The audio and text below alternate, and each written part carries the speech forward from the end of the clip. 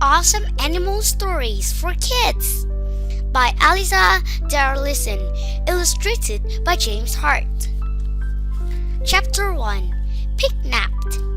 King Pig was the wise and kind ruler of a rich pigdom called Pigdonia. He lived in Pigdonia with his wife, Queen Pig, and their daughter, Princess Pigletta.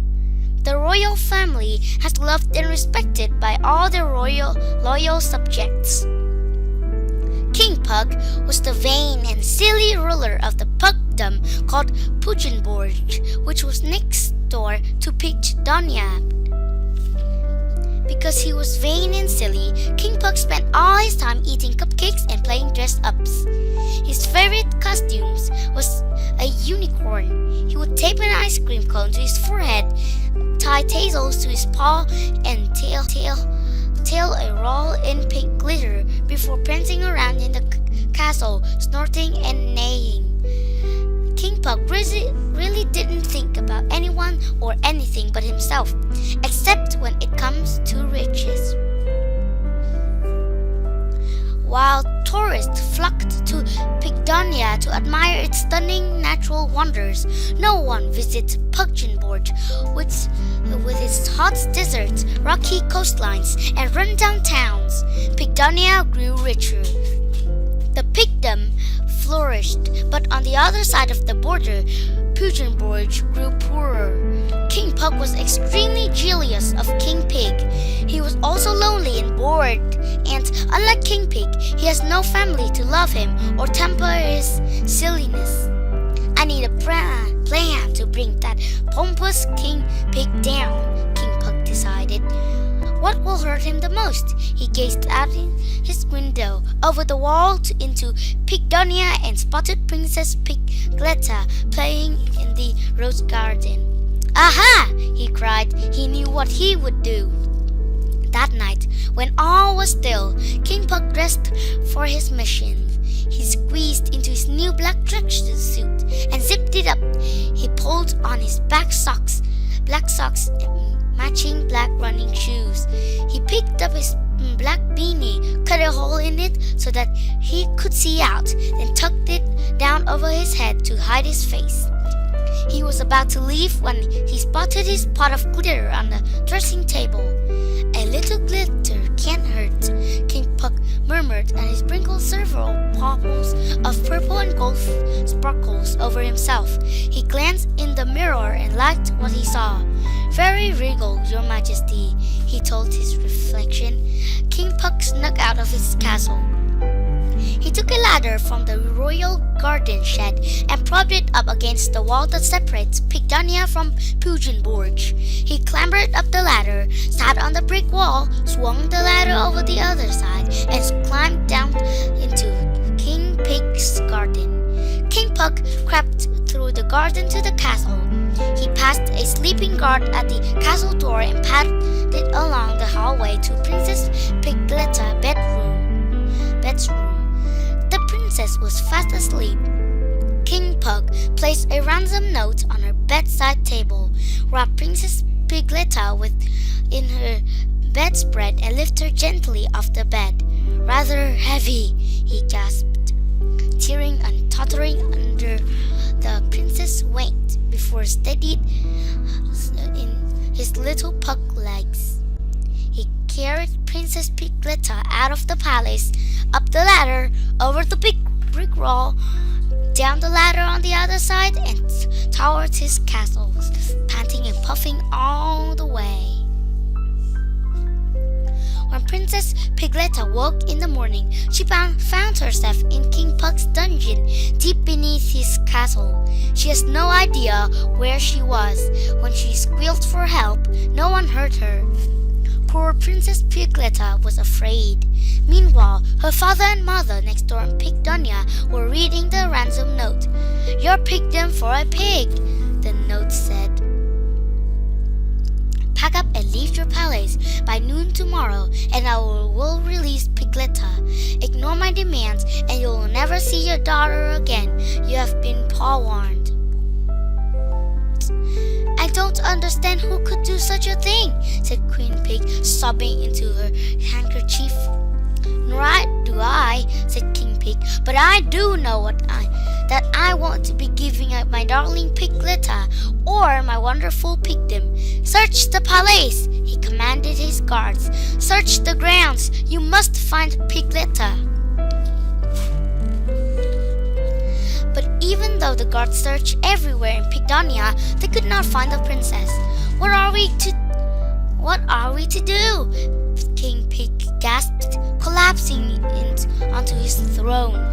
"Wait a minute, I know someone who can help." Queen Pig stopped sobbing. He rummaged through her desk and handed her husband a card.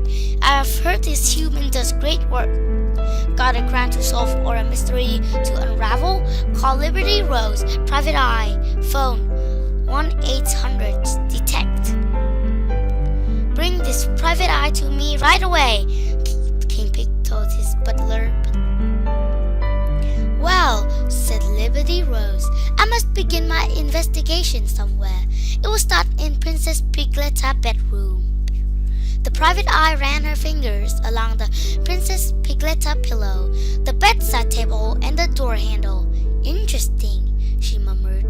She held her finger up to study what had stuck to it.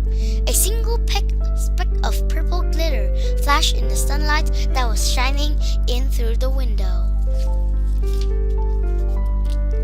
Liberty Rose strode down the hallway and out of the door. King Pig and Queen Pig followed closely behind. The Private Eye bent down to study the flagstones that surrounded the palace. She ran the finger over those, too. A tiny speck of gold caught the light. "Was Princess Pigletta in the habit of wearing glitter?" she asked. "No," King Pig said. "She hated the stuff. She has very sensitive nose. You see, glitter made her sneeze. We banned it from the palace." "Then I would suggest that our pig-napper was wearing glitter, or when he or she took your daughter," Liberty Rose said. "Gold and purple glitter, to be precise." Liberty followed the trail of glitter leading to the wall. "I'll need a ladder," she told King Pig's butler, who scurried off to get one. When the butler returned, Liberty Rose, King Pig, and Queen Pig climbed over the wall and into King Pug's garden. "Ahem!" Liberty Rose coughed. King Pug was dozing on his deck chair, sun-baking beside his pool. Specks of glitter in his fur sparkled in the sunlight. "Excuse me, Your Majesty," Liberty Rose said. King Pug sat bolt upright. "Who are you? Why are you all doing in my garden?" "I'm Liberty Rose, Private Eye, and these are your royal neighbors, Kings Pug and Queen Pug. We're here to investigate the pig-napping of Princess Pigletta from Pigdonia, the pigdom next door." "I don't know anything about that," King Pug said, coolly sipping his pineapple juice. "Oh, but I think you do." Liberty Rose handed Smoke Pug a piece of paper. "And I have a warrant here issued by the High Court that says I can search through any and all castles in the region to look for Princess Pigletta." King Pug looked uncomfortable. "The High Court?" he said, gulping. "Yes," Liberty Rose nodded. "All right then," King Pug said, his eyes shifting from left to right. He really wanted to run away, but he thought that might be unbecoming for a king. Liberty Rose, King Pig, and Queen Pig followed the trail of glitter into King Pug's castle and down to the dungeons. As they neared the room where Princess Pigletta was being held captive, they heard squealing. "Princess Pigletta!" King Pig cried. He rushed forward, breaking open the lock with his strong trotters, opening the door. Little Princess Pigletta was so happy to see her parents that she ran straight into her open arms. Tears spilled down the cheeks of the happy family as they were reunited. The High Court decreed that King Pug was to pay for his naughtiness by going to work as the court jester for King Pig. At first, King Pug was furious with the ruling, but once he performed several gigs at King Pig's court, he couldn't help but enjoy himself. He loved being the court jester. After all, he got to dress up in glorious outfits, and he was always in the center of attention. As for King Pig and his family, they were too thrilled with the arrangements because they got to throw their neighbor better and they had free entertainment every day. They also knew that from now on their darling Princess Piglet would be safe. Now they really could live happily ever after. The end of Chapter 1. Awesome Animal Stories for Kids by Aleesah Darlison, illustrated by James Hart. Chapter 2. Neagle's Great Escape. "Oh no!" I heard a quiet cry from downstairs. "Neagle's missing!" Those words were the ones we all feared. Another Neagle escape was the last thing we needed. Sure enough.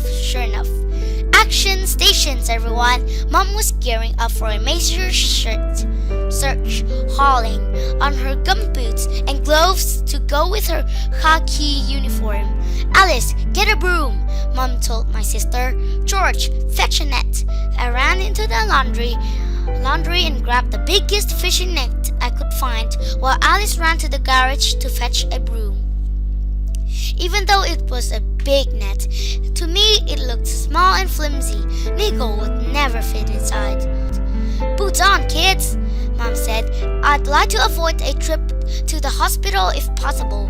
She collected a stick with a loop of rope on the end of it. "Got everything? Okay, let's go." We stood cautiously at the back door, our eyes scanning left and right. Neagle was a very relaxed reptile, as long as he had food. When was the last time you fed him, Mom?"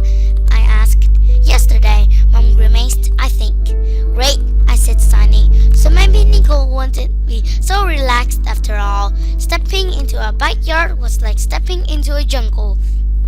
Mom owned a petting zoo, so we had loads of animals. Mom wasn't big on mowing the lawn either, so the grass was pretty long, pretty perfect for hiding runaways too. "Look!" I pointed to a patch of dirt under my mulberry tree where the grass never grew. 4 slender footprints and the imprint of a tail swish showed Neagle's tracks. We followed the tracks towards the fence. Several pilings were broken at the bottom. "I've been meaning to fix that," Mom said. Alice groaned. "That's what you always said." I peered over the fence. Usually, Miss Tremble's garden was neat and tidy, with colorful flower beds and ship-shaped vegetables patches. Not today. Guys," I said, "have a look." Mom and Alice peered over the fence with me. "Oh dear," Mom said. Through the middle of Mr. Tremble's veggie patch was a messy winding, needle-sized path where dirt and plants has been uprooted. We tore our eyes away from the mess when we heard the sound of breaking glass inside Miss Tremble's house, followed by a scream. Mom and I looked at each other. "Neagle!" We leaped over the fence.